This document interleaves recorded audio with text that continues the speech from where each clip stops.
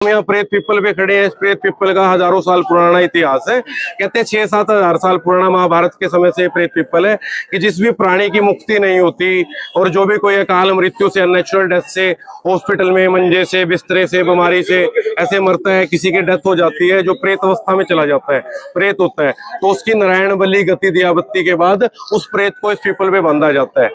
वैसे तो इस पीपल पे कच्चा धागा, कच्चा सूत बांधा जाता है।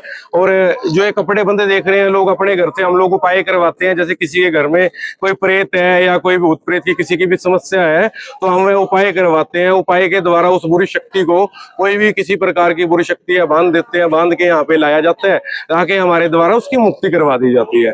क्योंकि ये उपाय करने से गारंटी रहती है कि कोई भी, कई बार क्या होता है ना, आदमी ये सोच लेता है हमारे घर में एक ही है बुरी शक्ति, एक ही प्रेत है, पर होते कई सारे हैं। तो वो परेशानियां उस उपाय करने से, कपड़ा लेके आने से, या इसमें उपाय होता है जो भी हम चीजें रखवाते हैं, तो वो सारी शक्तियां, जो भी बुरी शक्तियां हैं, वो बंद के साथ आ जाती हैं, उनका आवाहन हो जाता है, फिर उनकी मुक्ति बड़े प्यार से हो जाती है। ठीक है, ये तीर्थ ही इसीलिए बना है क्योंकि ना हरिद्वार में जो भी लोग जाते हैं वह जाते हैं अस्थि विसर्जन के लिए। गया जी में वह लोग जाते हैं जिन्होंने श्राद्ध से मुक्ति पानी है, पितरों से मुक्ति नहीं मिलती कहीं भी। और पेवा में वह लोग आते हैं जिनको भूत प्रेत से और जो प्रेत आत्मा है उससे मुक्ति लेनी है, वह पेवा में आता है। ठीक है ना, ये हमारे 3 तीर्थ है हिंदू धर्म के। और सबसे पेवा तीर्थ अपना नॉर्थ इंडिया का सबसे मेन तीर्थों में इसकी गिनती आती है, क्योंकि यहाँ पर जो भी कोई कर्म कांड करता है मुक्ति होती है उसकी 101%। पद्म पुराण में भी लिखा है 100 बार काशी और 1 बार प्राची, कि आप काशी वाराणसी में 100 बार करेंगे उतना हमारे तीर्थ पर 1 बार करने से फल मिलता है।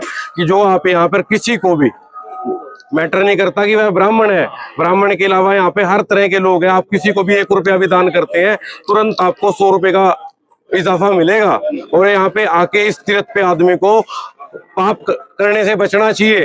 ठीक है ना, हम तो सलाह देते हैं कि पाप ना करे, पुण्य करे, क्योंकि पुण्य भी फलता है और पाप भी फलता है। कलयुग की धरती है। कहाँ से लोग पहुंचते हैं यहाँ पर मेनली अपना जम्मू कश्मीर, हिमाचल, उत्तराखंड, उत्तर प्रदेश, राजस्थान, पंजाब, मतलब ये अपने नॉर्थ इंडिया की सारी स्टेट्स आती हैं।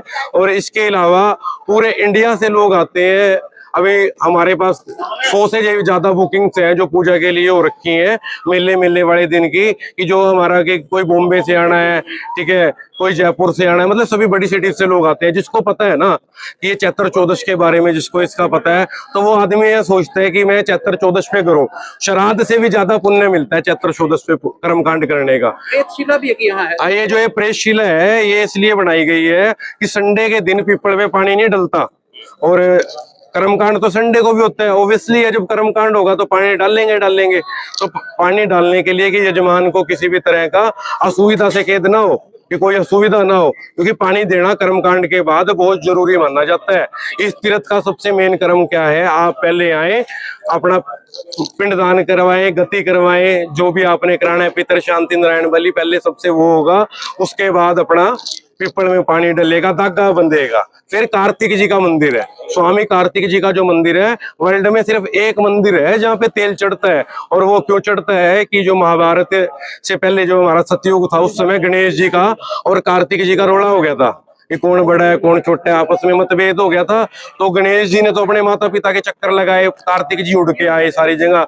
जब तक कार्तिक जी मोर पे अपने चक्कर लगा कर आए ना, तब तक गणेश जी का पट्टाभिषेक हो चुका था, गणेश जी को ना गद्दी मिल चुकी थी। तो कार्तिक जी को बड़ा गुस्सा आया, कार्तिक जी ने अपनी चोटी पकड़ी और अपना सारा मांस उतार के अपने माता जी के, माँ पार्वती के चरणों में फेंक दिया। क्यों फेंका कि जो हमारा शरीर है वो 2 तत्वों से बना है, एक हमारे